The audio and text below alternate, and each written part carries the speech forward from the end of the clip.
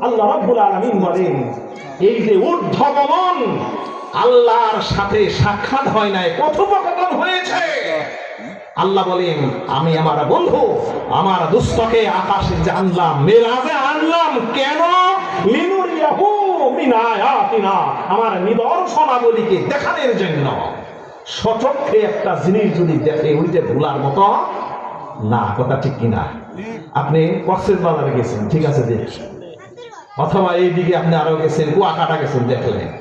যারা হজ করতে গেছেন তারা আরাফা দেখছেন, মুজদালিফা দেখছেন, মিনা দেখছেন, আবু জেহেল বাড়ি কোন পাশে, তারপরে হইলো ইব্রাহিম খলিলুর দেখলেন, এরপরে হইলো যে সেই যে জিন পাহাড় কয় সেটাও দেখলেন, মসজিদে নববী দেখলেন, তারপরে কোথায় কি আছে, তাহলে সাফা মারোয়ার মধ্যে দৌড়াইলেন, কিভাবে দোয়া করলেন, কোন জায়গায় আরাফার ময়দানে কোথায় ছিলেন, মুজদালিফায় কোথায় ছিলেন, পর্বত কিভাবে নিক্ষেপ করলেন, এই যে দেখে আসেন, হৃদয়ের মধ্যে গাইতে গেছে, তাই না? এটা কোনো দিন আর ভুলবেন না। আপনি যে জিনিস আপনি একবার দেখবেন, ওইটা কিন্তু ভোলার মতো নয়। আল্লাহ পাক রাসূল সাল্লাল্লাহু আলাইহি সাল্লাম আর বই বই একটা জিনিস আপনি যেভাবে বর্ণনা করতে পারবেন, সচক্ষে দেখে এর চেয়ে বেশি বিবরণ আপনি দিতে পারবেন। আল্লাহ পাক বলেন, আল্লাহ পাক তাকে বেহেশত দেখাইছেন, দুজক দেখাইছেন। বেহেশতের শান্তি, জাহান্নামের শাস্তি আল্লাহ নবী নিজ চোখে প্রত্যক্ষ করেছেন, দেখেছেন।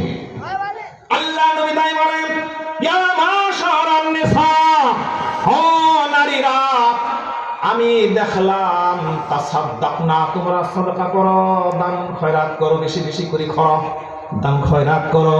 আমাকে দেখানো হয়েছে ইন্নী উরিদুকুন্না মিন আকসারিন আহলিন নার, নারীদের অধিকাংশই হলো জাহান্নামী। আরে হাদিস আছে, জাহান্নামীদের অধিকাংশই হলো নারীরা। কুলনা ওয়া বিমা ইয়া রাসূলুল্লাহ, আমার নারীরাই আল্লাহ নবীকে প্রশ্ন করলো, ওগো আল্লাহর নবী, কেন নারীদের অধিকাংশই জাহান্নামী? আমরা কি সালাত আদায় করি না? আমরা কি নামাজ আদায় করি না? আমরা কি হজ করি না? আমরা কি যাকাত দিই না? আল্লাহ বললেন, হা